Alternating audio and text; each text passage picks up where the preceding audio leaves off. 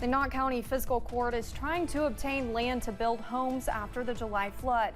The problem, someone else owns the land. Tomorrow is Kentucky Maple Syrup Day. To celebrate, we visited a farm in Letcher County where maple syrup is their specialty. Plus, bone-chilling air is on the way tonight, but better weather is ahead. That's for the weekend, and that's next as Mountain News at 6 starts now. Dedicated to Eastern and Southern Kentucky, this is WYMT Mountain News at 6. We are continuing our coverage of a trooper-involved shooting right now in Floyd County.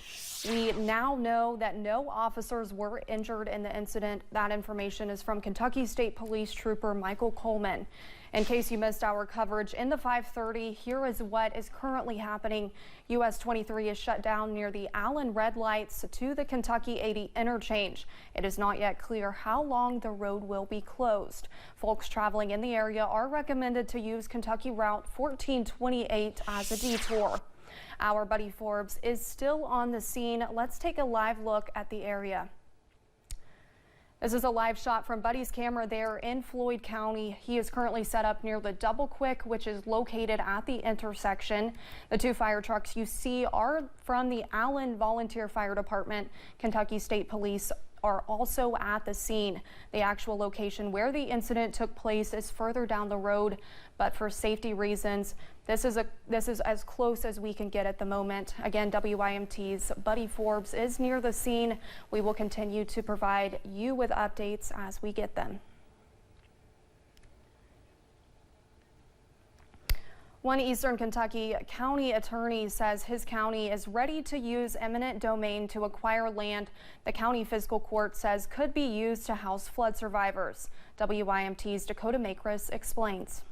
Knox County Attorney Tim Bates sent a letter to Western Pocahontas Properties on Monday saying the Knox County Fiscal Court wants to buy more than 1,300 acres of land near the Knox County Sportsplex to build homes for flood survivors. The state has engaged them in a discussion with purchasing this property, and there has no deal that is in place. This has been going on at least since September. So far, Bates says the county has not heard back from Western Pocahontas Properties. He says the county fiscal court wants to sit down and have what he calls good faith negotiations to purchase the land. The property's taxable value is $2.5 million. If they can't work it out with them, they're willing to condemn the property and let a jury, let the court system determine what fair market value is. The county has not filed the lawsuit yet to begin the process of obtaining the land using eminent domain. Bates says he is giving the company time to respond. As a county, we need to have our history written by us instead of having our history written for us, and that's what we're doing. The state has tried to acquire this property, it's my understanding. We don't know what the purchase price or the negotiations have led to. Hoping to hear back sooner rather than later. In Knox County, Dakota Makris, WYMT Mountain News. WYMT has reached out several different ways to the Western Pocahontas Properties Land Resources Manager that Bates addressed his letter to. We have not received a response. During his Team Kentucky update yesterday, Governor Andy Beshear announced that the Commonwealth Sheltering Program is now housing 226 households and travel trailers. That number is down 9 from last week. Beshear said there are 4 pending households that still want to get into one of the travel trailers. Kentucky State Parks are still housing 24 people. Folks who are in the parks are required to move into travel trailers when they are available if they are capable to do so. I'm now confident to say we have crested in this sheltering program. We have probably seen the largest number of residents in that sheltering program that we will.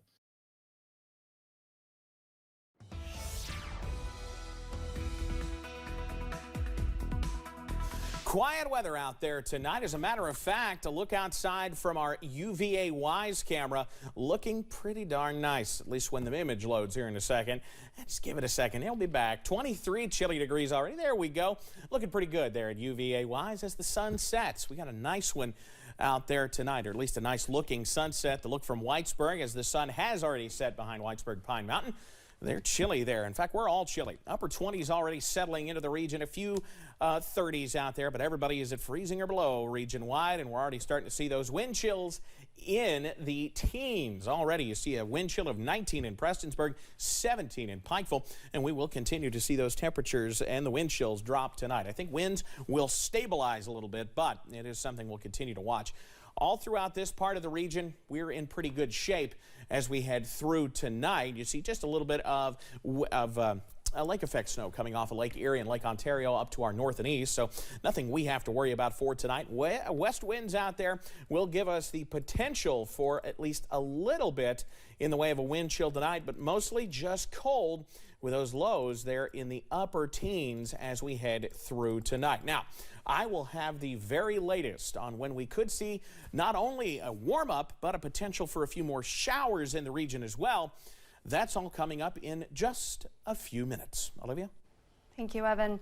For around 10 years, one Eastern Kentucky family has been tapping into what they call non-traditional agriculture, turning a common resource into a tasty, prized possession.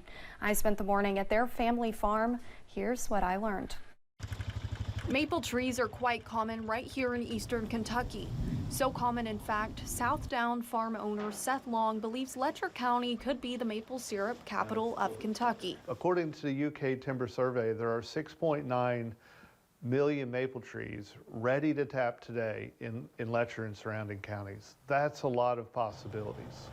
Saying the rough Eastern Kentucky terrain is filled with maple trees. So for the past 10 years, Long and his family have tapped into the maple syrup business, utilizing the resources in their own backyard. It's a good draw for people. So I think in so many ways, personally, regionally, and locally, it's a good economic stimulator that we think really should be a part of Eastern Kentucky.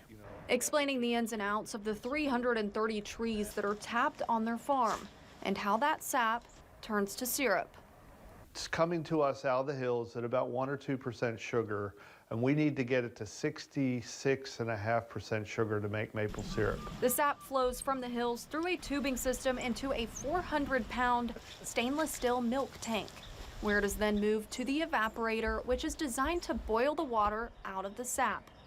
That means like I can take maybe 100 gallons of maple sap and boil it down, and I'll get maybe a gallon of maple syrup out of it. That's how much water we have to boil out of this here.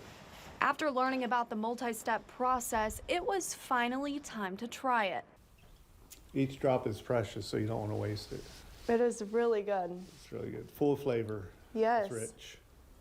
It's delicious.